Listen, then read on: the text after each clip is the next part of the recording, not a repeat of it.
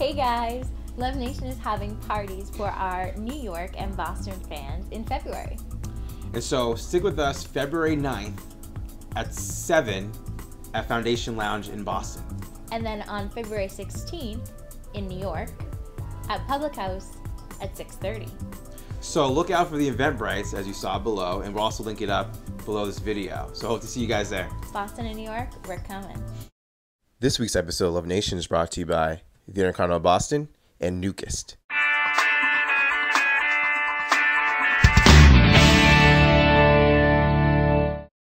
Hello and welcome to Love Nation. I'm Thomas Edwards. And I'm Lori Davis. Love Nation covers emerging trends in the dating world. And so this week we're covering video game grown-ups. And I'm very excited about this trend because I am one. I love video games. What's your favorite? My favorite video game is Call of Duty, by far. I'm a Call of Duty fan. I don't know what that means. I'll explain it to you after the show. Okay. So the big thing about video games is that it's new, kind of like online dating. And we're part of the first generation of video games. And for me, I started playing video games when I was 6 or 7. And I've always had this dream of actually making video games. And I will do that someday. But for now, I'm doing this. And the reason, and and having said that, it only makes sense that as we get older, we're still going to be playing video games. You know, we are the inherent adapters of video games.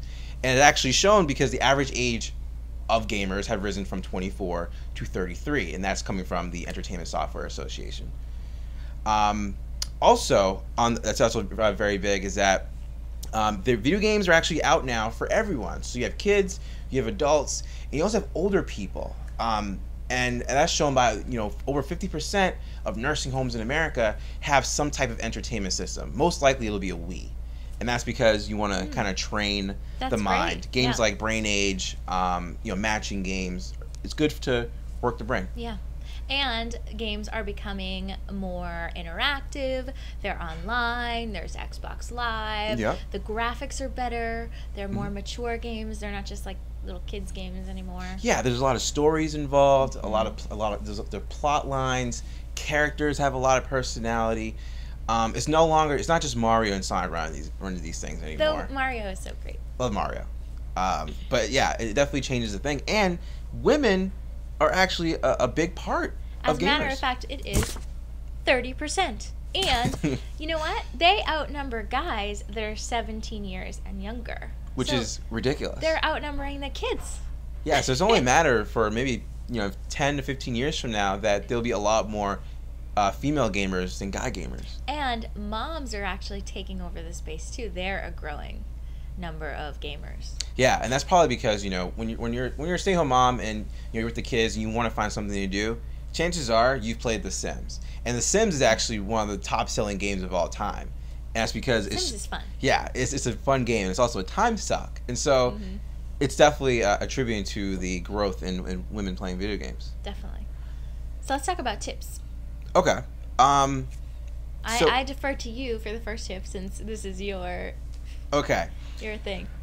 Now, this is something I used to be shy about. I used to really be shy about the fact that I play video games because back in the day, kind of like when you were a social geek, you are afraid of talking about how passionate you are of these things.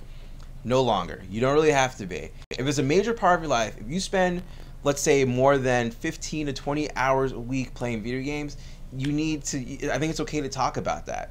I think it's also okay to talk about that as a hobby. Okay, if it's a major part of your life, I can see that it's okay to talk about it. But if it's not, I wouldn't bring it up on a first date.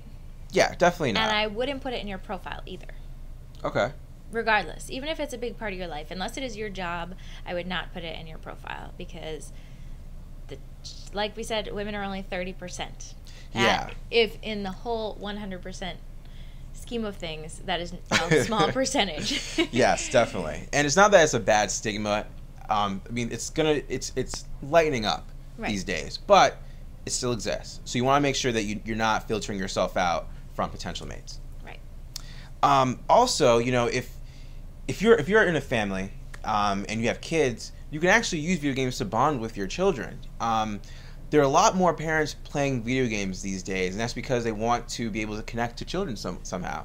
So getting educational games, because that's kind of the direction in which games are going these days, more educational than entertainment And based. then it becomes like an activity that you're doing together too, which becomes like a fun thing and a nice Yeah. memory. And it's not just like, oh, I'm playing a video game. Exactly. It's like, oh, I'm spending time with mom, or I'm spending time with dad. Yeah, easy. Games like Dance Dance Revolution, playing the Wii, great interactive things that, you know, you and your kids can be a part of.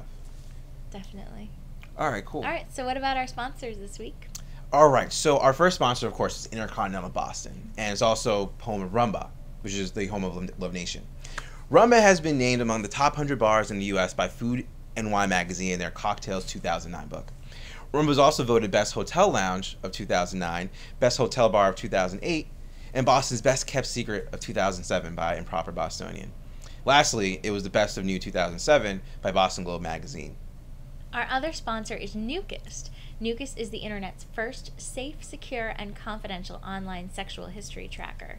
The unique service allows its members to manage their sexual history and assess their sexual behavior in the form of charts and graphs, calculate your risk of obtaining sexually transmitted diseases, and the best part, it's free. Visit Newkist.com. So thank you to Rumba and Newkist for being our sponsors for today. Absolutely. So we have an email. If you're friends with someone on Facebook and he becomes your ex, you break up, what do? Should you unfriend them? Should you keep them as your friend? So it depends on the breakup, honestly. If it's a okay breakup, I guess you don't have to defriend them. Personally, what I would do is I would limit access Absolutely. to photos. Privacies, because you got to think about what you want them to see, right? Yeah. The thing about Facebook is that they can see everything. Maybe for a while you don't want them to see your status updates. Yeah. But also on the flip side, if you're the kind of person that will give into temptation and look at someone else's profile or look at your ex-girlfriend's profile to see what they're up to, I personally would be against it, because chances are if she's moved on and she's found another guy and she's taking photos with him, that's not going to be good for you. No, and do not use Facebook as an opportunity to stalk. Yes. Facebook stock, of course, not real stock, but still, I mean, do not do that. Yeah. So if you know you're gonna give into that temptation, I personally would defriend. But it also, if it was like a big breakup, whether it was bad or good, but if it was a big thing, it's sort of like a clearing the air for you too, to unfriend them. And I'm not saying, it's situational and it's hard to say like, yes you should or no you shouldn't, but sometimes it's just like a fresh breath to start to cleanse your Facebook profile.